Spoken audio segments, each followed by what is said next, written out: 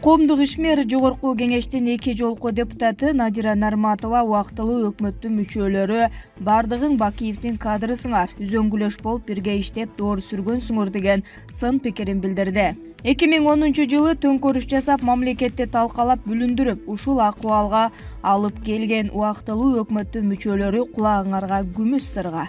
Силер кандай багыт менен иш баштап мамлекетибизди жарга такап бычактын мизине коюп койгонуңар аз келгенсеп, дагы деле мокумуңар канбай жанталашып элдин башын айлантканды токтотпой жатасыңар. Ар кимиң ар кайсы жерден соруң этип чыга калып, баш айлантма ыплас арам ойлоруңарды таратып, элге акыл үйрөтүмүш болгонду токтоткула. Силерге тарых баасын алда качан эле берген. Атыңар тарыхта кара тамга менен жазылып калган.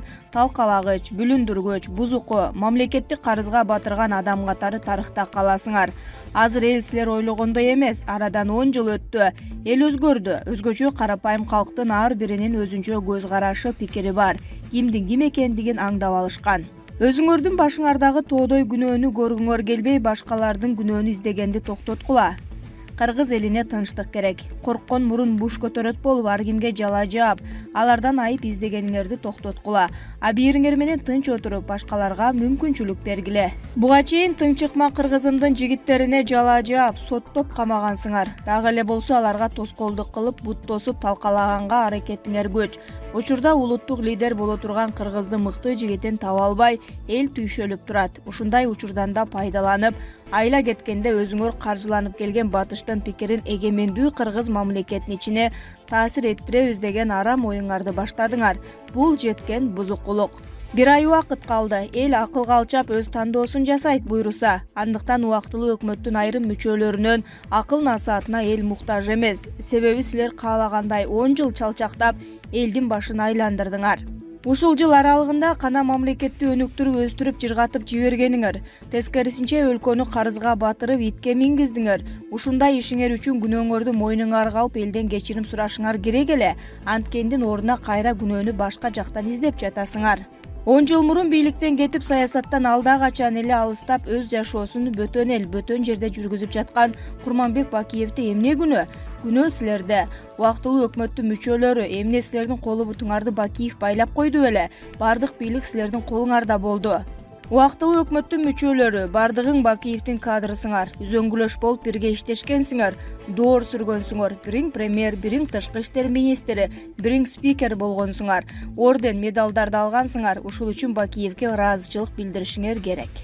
Бийликке Бакиевдин кадрлары келишти деп айткандан уялбайсыңарбы? Жүзү каралыктын да чеги болуш керек. Бакиев тууралуу ар нерсени ойлоп чыгып, жан сактоонун жолун издеп атасыңар. Силердин мөөнөтүңөр бүттү. Батыштан алган тапшырма саясатыңарды мындан ары кыргыз элине таңуулабагыла. Кыргыздын өзүнүн улуттук менталитетине таандык нарх-насел, каада салт, үрп адаты бар. Менимче, менин оюмду көпчүлүк туура түшүнүп колдойт деген үмүттө кыргыздын мекенчил, патриот, мамлекетчил кызы катары өз пикиримди билдирдим. Колдоочулар болсо пикир жазгыла, жакшыларым, деди саясатчы, белгилүү саясий ишмер Надира Нарматова. Талант Мамытов 10 январда референдум өткөрүү боюнча мыйзамга кол койду. Президенттин милдетин аткаруучу Жогорку Кеңештин төрагасы Талант Мамытов Кыргыз Республикасынын башкаруу формасын аныктоо боюнча референдумду дайындоо тууралуу Кыргыз Республикасынын мыйзамына кол койду. Бул тууралуу президенттин аппаратынын маалыматтык саясат бөлүмү билдирет. Кабыл алынган мыйзамда Кыргыз Республикасынын бардык аймагында 2021 жылдын 10 январына жекшемби күнгө референдум дайындоо каралган. Референдумга Кыргыз Республикасынын төмөндөгүдөй башкаруу формаларын тандоо маселеси чыгарылат. Президенттик республика, парламенттик республика бардык варианттарга каршы. Мыйзам расмий жарыяланган күндөн тартып күчүнө кирет. Талантбек Масадыков өлкө кыйроо алдында турат. Биз чексиз башаламандыктын чегине жеттик эмес, бизде өлкө толук башаламандыкта десем да болот. Өлкө кыйроо алдында турат. Бул тууралуу Платон Азия сайтына берген маегинде саясатчы Талантбек Масадыков билдирди. Жакында эле сиз Кыргызстандагы саясий окуялар мыйзамсыз, башкача айтканда мыйзам талаасында эмес деп айтып чыктыңыз. Талантбек Шамудинович, бул саясий туруксуздук жакын арада укук талаасына келет деп ойлойсузбу? Өлкөдө негизги мыйзам болгон конституция бар. Өлкө 5-6 октябрдагы окуяларга чейин ошол мыйзам менен жашап келген. Мыйзам кимдир бирөөгө жагабы же жокпу, туурабы же коомдун бүгүнкү талаптарына жооп бербейби, бул алдыда жооп таба турчу маселе. Бирок шайлоо ачык эле бурмаланып, саясий партиялардын өкүлдөрү шайлоонун жыйынтыгына макул болбой, нааразы болушуп аянтка чыгышты. Натыйжада бийликке жаңы саясий күчтөр келди. Ал күчтөр негизги мыйзамга баш ийип, парламенттик шайлоону кайра өткөрүп, андан кийин гана президенттик шайлоо өткөрүшү керек эле. Андан соң конституцияны реформалоо менен алек болушу керек эле. Бирок жаңы күчтөр башка жол менен кетишти. Менин пикиримде бул саясий процесстер мыйзамсыз. Жаңы бийликтин өкүлдөрү жана конституцияны өзгөртүүгө каршы чыгып жаткан саясий күчтөр чыныгы диалог жүргүзүп, бирин-бири угуп, укуктук талаага кайтышат деп ишенем. Бирок азырынча тараптар бири-бирин укпай келүүдө жана туруксуздук сакталууда. Талатбек Шамудинович, маектериңиздин биринде сиз Кыргызстан өнүгүүсү үчүн демократия эмес, өлкө криминалга батып калбашы үчүн темирдей тартип керек экенин айтыптырсыз. Бирок азыр Кыргызстан мыйзам үстөмдүгүнө, демократиялык процедураларды жана укуктарды ишке ашырууда муктаж болуп турат окшойт. Мыйзамга ылайык катуу тартип мыйзам үстөмдүгү деп түшүнөм. Иштебеген мыйзамдар менен демократия тууралуу айтуу мүмкүн эмес. Демократия, демократиялык процедуралар жана укуктар жөнүндө сөз кылганда ар кайсы өлкөдөгү ар кандай саясий күчтөр бул процедураларды жана укуктарды ар башка түшүнүп ишке ашырышат. Демократияга баа берүү үчүн кандайдыр бир критерий барбы? Кыргызстанда тилекке каршы демократия тууралуу чакырыктар эле бар.